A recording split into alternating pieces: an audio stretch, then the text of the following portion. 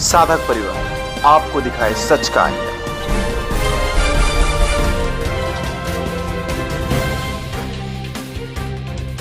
जांच हुई थी वो निष्पक्ष जांच नहीं हुई थी, क्योंकि 12 साल पहले किसी ने रेप किया था और बाद में कोई कहता है कि भाई मेरे साथ ही गलत काम हुआ था। और तो 12 साल तक आप कहाँ थे? मुझे एक भी केस ऐसा बताओ, कितना भी हिनीस क्राइम हो, एटलीस्ट इंटरिम जो मिलती है, पैरोल मिलती है, इंटरिम बेल मिलती है, इनके मामले में क्या मिला? मुझे तो लगता है कि लगभग हाईकोर्ट और सुप्रीम कोर्ट इस मामले में जो है अपना फैसला बदल देंगे। जो सेशन जज का फैसला है उसको तो बदला जाएगा। ये आजकल मीडिया में कोई भी आके जो अनाप शनाप बंट संट बोल देते हैं, इनको अक्ल तो 2 कौड़ी की होती नहीं है। ये आश्रम बापू ने ये कर दिया, वो कर दिया, ये कर दिया। अरे भाई, तुमको पता भी है ये लोग सच्चे ही है, इसलिए इनको न्याय तो मिलेगा। मुझे पूरी उम्मीद है एक दिन तो इनको न्याय मिलेगा ही मिलेगा। एडवोकेट सचिन गोगे हूँ, गुजरात हाई कोर्ट में और सूरत डिस्ट्रिक्ट कोर्ट में प्रैक्टिस करता हूँ। क्या कहोगे, जो नारायण साईं हैं, आसाराम जी बापू है, उनको 12 साल पुराने मामले में मतलब आजीवन कारावास की सज़ा हो गई है। यहीं सूरत की बात करें तो नारायण साईं को सूरत की सेशन कोर्ट ने आजीवन कारावास की दी। गांधीनगर कोर्ट की बात करें तो आसाराम जी बापू को 12 साल पुराने मामले में आजीवन कारावास की सज़ा। देखो, आजीवन कारावास की सज़ा दी है तो उसके लिए हाईकोर्ट में अपील की हुई है। फैसला अगर गलत होता है तो उसके लिए हाईकोर्ट में तो अपील कर ही सकते हैं, तो इनके पक्ष से की भी गई है। अभी वहाँ पे और क्या है, केस जो जांच हुई थी वो निष्पक्ष जांच नहीं हुई थी, क्योंकि 12 साल पहले किसी ने रेप किया था और बाद में कोई कहता है कि भाई मेरे साथ ही गलत काम हुआ था। और तो 12 साल तक आप कहाँ थे? तो 12 साल तक आप आराम में थे। आज जब आपको किसी ने लालच दिया कि भाई चलो ऐसा कर दो, ये कंप्लेंट फाइल कर दो, आपको कुछ ना कुछ इकोनॉमिकली बेनिफिट होगा।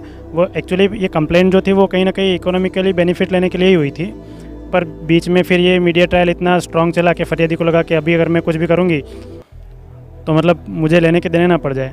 इसलिए शायद ऐसा हो सकता है कि फिर उन्होंने वो ट्रायल कंडक्ट की। और वैसे भी सरकार का तो इतना स्ट्रॉन्ग प्रेशर है कि सोचो आप उनको एक पैरोल नहीं मिल रही है। आप मुझे एक भी केस ऐसा बताओ, कितना भी हिनीस क्राइम हो, एटलीस्ट इंटरिम जो मिलती है, पैरोल मिलती है, इंटरिम बेल मिलती है, इनके मामले में क्या मिला? वही तो उनके भक्त भी वही सोच रहे हैं कि भाई बड़े बड़े अपराधी छूट जाते हैं, इनको 10 साल में कोई राहत नहीं मतलब। और आसाराम जी बापू की बात की जाए तो 1 मिनट तक की उनको इलाज कराने के लिए भी राहत नहीं। हाँ, पर यही तो समझ में आता है। देखो, पैरोल देने का काम तो लगभग कलेक्टर या पुलिस के हाथों में ही आता है। अब इतने दिनों से नहीं दे रहे, मतलब सरकार कहीं ना कहीं इनके खिलाफ चल रही है, तभी इनको पैरोल नहीं मिल रही है, नहीं तो किसे नहीं मिलती है? आप मुझे बताइए ना। तो कहीं ना कहीं मतलब संत आसाराम जी बापू के और नारायण साईं जी के समाज उत्थान के कार्य को भी देखना चाहिए न्यायपालिका सरकार को, क्योंकि काफ़ी लोगों को हमने देखा तो सज़ा होती है तो बस वही आर्ग्यूमेंट होते हैं कि समाज उत्थान के कार्य करते हैं, चैरिटी करते हैं, तो उस ग्राउंड पे भी उनको जमानत मिलती है, उनको राहत मिलती है। तो कहीं ना कहीं इनके मामले में भी ये देखना चाहिए। हाँ, एक्चुअली सलमान खान को जब बेल दी गई थी तब ये सोचा, मतलब ये कंसिडर किया गया था कि समाज उत्थान के कार्य बहुत अच्छे से कर रहे हैं, वो उनकी ह्यूमन बीइंग जो है उनकी संस्था है। लेकिन उनके मुकाबले देखा जाए तो आश्रम बापू और नारायण साईं के तो काम है बहुत ज़्यादा है। महिला मंडल है, महिला उत्थान के आश्रम है, गौशाला है, 5000 से ज़्यादा है उनकी निवाई में गौशाला है राजस्थान में। फिर आई थिंक कोटा में, सूरत में भी है, कोटा में भी है बहुत सारी है। फिर मध्य प्रदेश में है शायद, मतलब बहुत सारी गौशालाएँ चलती है। महिला आश्रम है, महिला उत्थान मंडल तो उनके हर ज़िले में है। सेवाएं आदिवासी क्षेत्रों में जो सेवाएं करती है तो मैंने आपको अभी बताया बहुत बड़ी मात्रा में सेवाएं करते हैं। इवन यहाँ तक के है कि भाई आप सेवा कीजिए, भजन कीजिए, भोजन कीजिए, ऊपर से दक्षिणा भी लेके जाइए। जैसे क्रिस्ती लोग पैसे दे देकर कन्वर्सेशन कर रहे हैं तो ये पैसे देकर कन्वर्सेशन रोक रहे हैं कि भाई कन्वर्ट मत होइए, अपने धर्म में भी अपने आपके लिए कोई है जो आपके साथ खड़ा है। तो इससे तो ज़्यादा और क्या ही चाहिए। और सेवा की बात ये की जाए तो आदिवासी क्षेत्रों में भंडारे भी कितने बड़े पैमाने पर हो रहे हैं। जहाँ आदिवासियों को कुछ नहीं है वहाँ पर जाकर कंबल देना, बर्तन देना, बच्चों, गुरुकुल की सेवा ही देख लीजिए आप। ये इतने बड़े बड़े गुरुकुल में देखिए, हमारे देश में क्या है, अभी धर्म और संस्कृति को बचाने के लिए कुछ बचा नहीं है। यानी अपने कॉन्स्टिट्यूशन में ऐसी कोई प्रोविज़न नहीं है कि आप अपने धर्म को, आपके गुरुकुल को या अपनी आस्था को बचा सके। आपको जो है पाश्चात्यकरण में बहने के लिए आपको हर जगह मिल जाएगी। आपको क्रिश्चियन मिशनरी की जो है बहुत सारी स्कूल मिल जाएगी, या आपको कॉन्वेंट बहुत सारी मिल जाएगी, लेकिन आपको गुरुकुल ढूंढने पर बहुत कम मिलेंगे जो ऐसे धार्मिक संत हैं उनके आधार पर। तो ये आश्रम जो बापू गुरुकुल जो है उनके अंदर बच्चों को मतलब बहुत ही अच्छी शिक्षा दीक्षा दी जाती है। आजकल देखिए नहीं तो आप गुरुकुल के बच्चे ही फ्यूचर में देश संभालेंगे, क्योंकि कॉन्वेंट के और ये स्कूल के जो बच्चे हैं इनके अंदर कोई संस्कार नाम की चीज़ नहीं है। अपने ही माँ बाप को लात मारना सीखने वाले लोग हैं, ये थोड़ी अपने देश को संभालेंगे। तो देश को अगर संभालना है तो हमें ऐसे गुरुकुल के ही विद्यार्थी चाहिए। और ये गुरुकुल बचेंगे ही नहीं तो क्या होगा। इसी बात को मद्देनज़र रखते हुए आश्रम बापू ने मतलब कई सारे गुरुकुल खोले हैं जहाँ बच्चों को इतनी उच्च शिक्षा दीक्षा दी जाती है। सुबह 4 बजे से उठने से लेकर रात को 8 बजे सोने तक की उनकी दिनचर्या का आप देखिए, इतना अच्छे से परिचालन हो रहा है कि उसके लिए तो मैं उनको मतलब अप्रिशिएट करता हूँ और धन्यवाद देंगे हम इस बात के लिए उनको कि बहुत अच्छा कार्य हो रहा है। आज भले ही वो जेल में है लेकिन उनके सारे ही कार्य मतलब उनके साधक है या उनके जो शिष्य है वो उनकी आज्ञा से, मतलब सोचिए आपके जेल में बैठकर भी वो चैन से नहीं है। वो चाहते तो समाज की रहती है, कहीं कहीं वो ऐसे सोच सकते कि भाई मैंने इस समाज के लिए इतना किया लेकिन समाज ने मुझे रिटर्न में क्या दिया। तो रिटर्न की कोई उम्मीद उनको नहीं है। मतलब इससे भी ये साबित तो होता है कि कहीं ना कहीं महात्मा तो वो है ही, नहीं तो कौन ऐसे कहता है समाज के लिए। जब समाज ने उनको इतना प्रताड़ित किया तो बोले जाने दो, समाज जैसे जी रहा है जी रहा, हम अपनी संस्था के लिए जाएंगे। लेकिन नहीं, संस्था को वो भी अपना नहीं मानते।